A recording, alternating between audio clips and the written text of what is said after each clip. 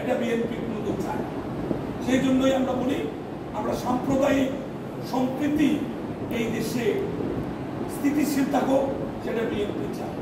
উলামা দলের কাছে আমাদের বারবার আহ্বান থাকবে যে আমাদের দেশে যারা বিভিন্ন ওয়াজ মাহফিলে বিএনপিকে নিয়ে কটাক্ষ করেন, অনেকে জেনে শুনে বোকার মতো বিএনপির সম্পর্কে আজে বাজে কথা বলেন। অনেক মানুষ না জেনে অন্যের দ্বারা প্রভাবিত হয়ে অন্য রাজনৈতিক দলকে সুবিধা পাইয়ে দেওয়ার জন্য বিএনপিকে ক্ষতিগ্রস্ত করার চেষ্টা করেন।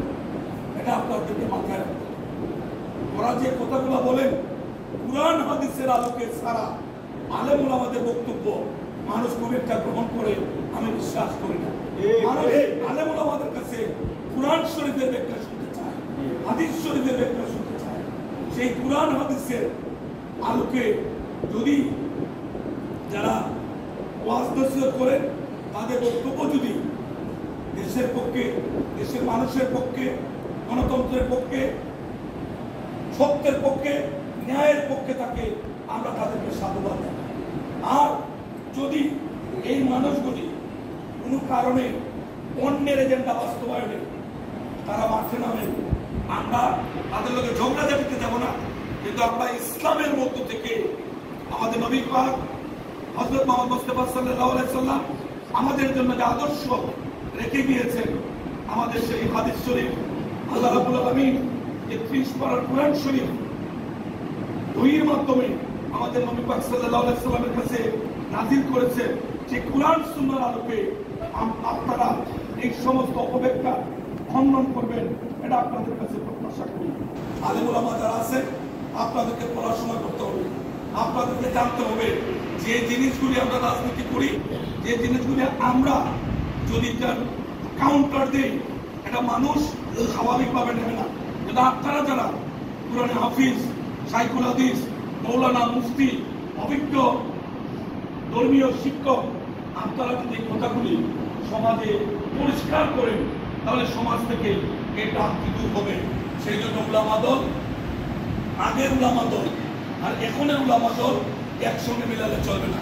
এখন এই প্রযুক্তির যুগে, এই বর্তমান যুগের চাহিদা পূরণে আমাদের উলামা দলও নিজেদেরকে সেইভাবে সারা বাংলাদেশে তৈরি করতেছে, যেন আমরাও যদি ইসলাম নিয়ে আমাদের দল সম্পর্কে কেউ কোনো অপপ্রচার মার্কেটে আনতে চায়, আমাদের উলামা দল সেটা ধর্মীয় দৃষ্টিভঙ্গি থেকে সেটা খণ্ডন করবেন, এটাই আমরা প্রত্যাশা করি। আর আমরা যারা মাঠে ময়দানে আছি, আমরা যারা রাজনীতি করি, অন্যান্য রাজনৈতিক দল রাজনৈতিকভাবে আমাদেরকে কুণ্ঠাসা করার চেষ্টা করে, আমাদেরকে বিভিন্নভাবে কুলুষিত করার চেষ্টা করে, আপনারা লক্ষ্য করবেন আমরা রাজনৈতিকভাবে সেই সমস্ত চক্রান্ত ষড়যন্ত্র প্রতিহত করার জন্য আমরা রাজনৈতিক জবাব তাদেরকে দিই।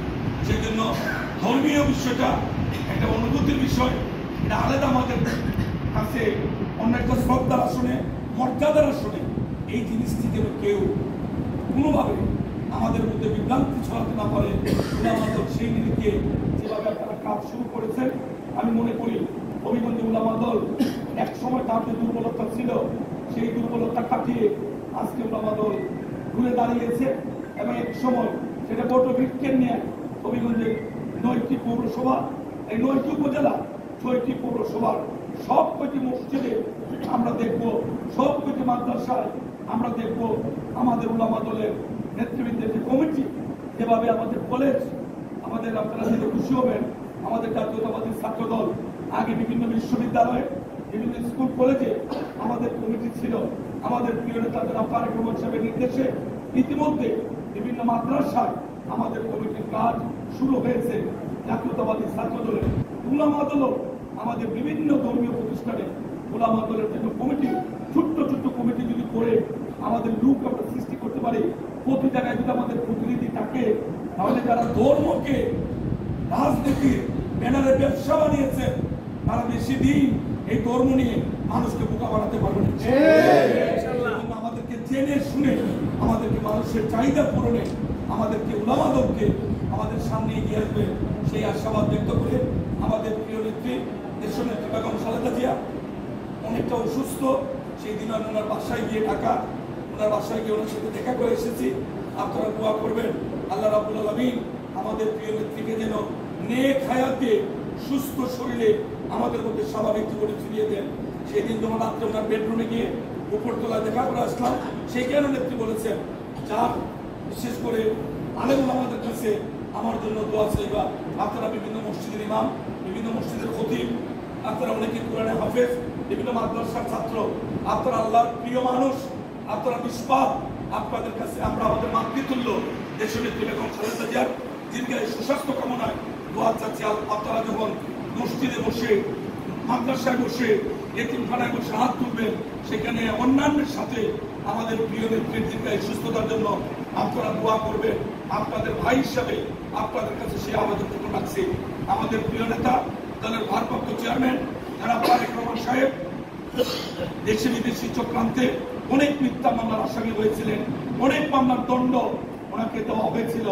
আল্লাহর শেষ মেহরবানিতে আপনাদের সকলের দোয়ায় সমস্ত মামলা দায়েরকৃত সমস্ত মামলা ইতিমধ্যে মিথ্যা প্রমাণিত হয়েছে, সমস্ত দণ্ড ইতিমধ্যে বাতিল হয়েছে। আল্লাহ যেন খুব দ্রুত সময়ের মধ্যে আমাদের প্রিয় নেতাকে এই দেশের জন্য, দেশের মানুষের জন্য, আমাদের দলের জন্য সমস্ত চক্রান্তের জাল ছিন্ন করে বিনা বাধায় ইজ্জতের সাথে আমাদের দেশে ফিরে আসার তৌফিক দেন, ওনার জন্য দোয়া চাচ্ছি। আর আমরা যারা মাঠে ময়দানে কাজ করি, আমরাও তো বিভিন্ন সময় চক্রান্ত ষড়যন্ত্রের শিকার হয়েছি। আমরা তাদের শারীরিকভাবে আমরা অনেকে তাদের দ্বারা আহত হয়েছি, আক্রান্ত হয়েছি। সকলে দোয়া করবেন আল্লাহ যেন আমাদের সকলকে তাদের হাত থেকে বিশেষ করে